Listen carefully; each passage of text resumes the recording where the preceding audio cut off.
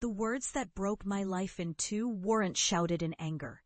They were delivered with the sterile, quiet finality of a surgeon cutting off a limb. Your vision is a liability, Elena. The project is hemorrhaging money. We're terminating your contract, effective immediately. I looked past my boss, Mr. Sterling, to the man standing just behind him. Mark, my colleague, my supposed friend. He had this tiny, almost imperceptible smirk playing on his lips. And in that instant, I knew. It wasn't just about the budget. It was sabotage. He'd been feeding Sterling bad numbers for weeks, positioning my innovative green space designs as reckless extravagances. He'd won. I was out. In that single shattering moment, I learned the most brutal lesson of my life. The blueprints for your destruction are often drawn by the person sitting right next to you. The departure was a blur of humiliation. Packing my desk, the sympathetic but distant glances from coworkers, the long, silent elevator ride down to a life I no longer recognized. I was an urban designer without a city, an architect without a project. That night, I called my family, desperate for a life raft in the storm. I told them my plan. It wasn't fully formed, just a fragile seedling of an idea that had taken root years ago, a fascination with the forgotten spaces of the city, the barren rooftops, and the tiny, powerful creatures that could bring them to life. I'm going to start a business, I said, my voice shaking. Rooftop beekeeping, creating pollinator networks across the city. Silence. Then a sharp, barking laugh from my father. Bees? Elena, are you serious? After a 6-figure education in architecture, you're going to become a bug farmer? My brother was worse. So, you got fired and now you're having a breakdown. A whimsical little hobby, sis. Let us know when you're ready to get a real job again. Don't embarrass us. Embarrass them. That was the phrase that seared itself into my soul. They saw my passion as a pitiful, post-failure consolation prize, a whimsical lost cause. The world had rejected my professional vision, and now my own family was mocking my personal one.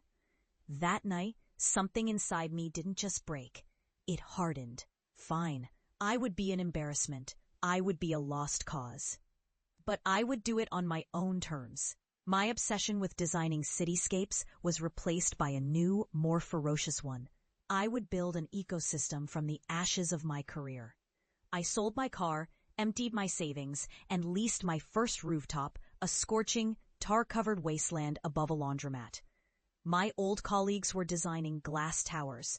I was hauling wooden boxes and frames up 6 flights of stairs, my hands raw, my back screaming in protest.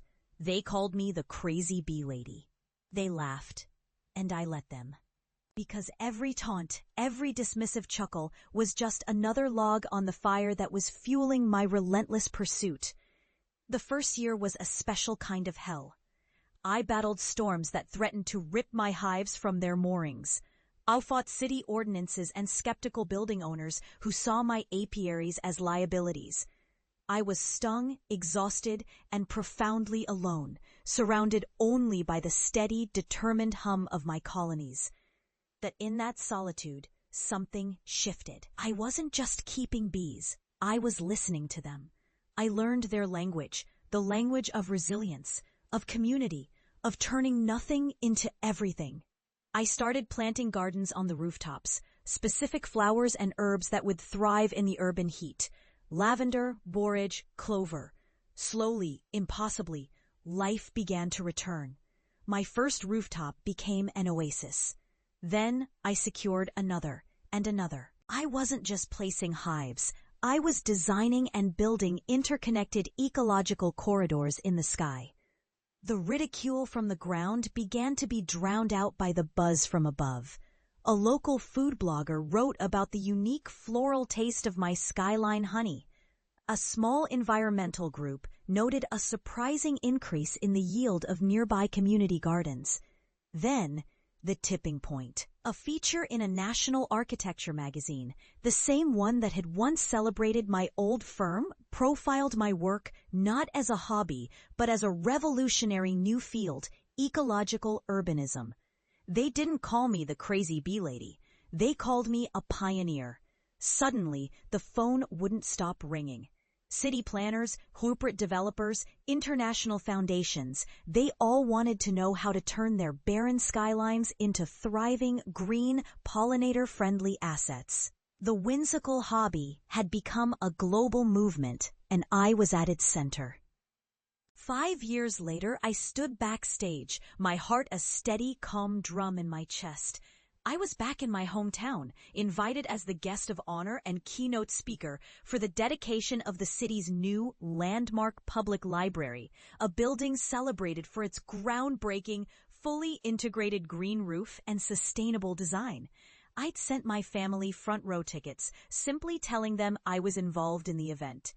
I could see them from the wings, my father looking impatient, my brother scrolling on his phone. They probably thought I was getting some small, folksy award for my bee business. The mayor walked to the podium. "Today, we celebrate a vision of the future," he boomed. "A future where our cities breathe." And this vision was championed by a true innovator, a woman who taught us that our greatest resources are often hidden in plain sight, right above our heads. He began listing my accomplishments. The global consulting firm I'd built, the pollinator initiatives I'd launched in a dozen countries, the patented system for rooftop water reclamation that was now industry standard. I watched my family's faces. My brother's phone dropped into his lap. My father's impatient frown melted into a mask of slack-jawed disbelief. They looked at each other, then back at the stage, the gears of their understanding grinding painfully, publicly into place. Then the mayor delivered the final poetic blow. And we are so proud that the lead architect on this very library, Mark Sterling of Sterling & Associates, was able to incorporate these world-renowned principles into the design. He gestured, and Mark, my old colleague, my saboteur, now a partner at the firm that had discarded me, was forced to stand from his seat on the stage. He had a tight, strangled smile plastered on his face as the entire auditorium erupted in applause. For me, for the vision he had tried to bury. He had to stand there, a monument to his own short-sighted betrayal, and applaud the woman he'd called a liability, now being honored for the very ideas he'd sabotaged. It wasn't revenge. It was something far more profound. It was cosmic balance. After the ceremony, my family found me. There were no grand apologies, no dramatic speeches. There didn't need to be. My father just took my hand, his grip firm, his eyes filled with a dawning, painful respect. "Elena," he said, his voice thick. We had no idea." My brother just stood there, speechless, the ghost of 1,000 smug remarks hanging between us. But I didn't need to say I told you so. My success wasn't a weapon to be wielded against them. It was a shield I had forged for myself. Walking away, I smiled. My validation didn't come from their changed expressions or Mark's public humiliation. It came from the quiet hum that was now the soundtrack of my life, the sound of 1,000,000 tiny wings, working together, turning the forgotten spaces into the most beautiful places on earth. I had learned that sometimes the most profound structures you can ever build aren't made of steel and glass, but of resilience, purpose, and the sweet, undeniable taste of honey harvested from your own triumphant sky.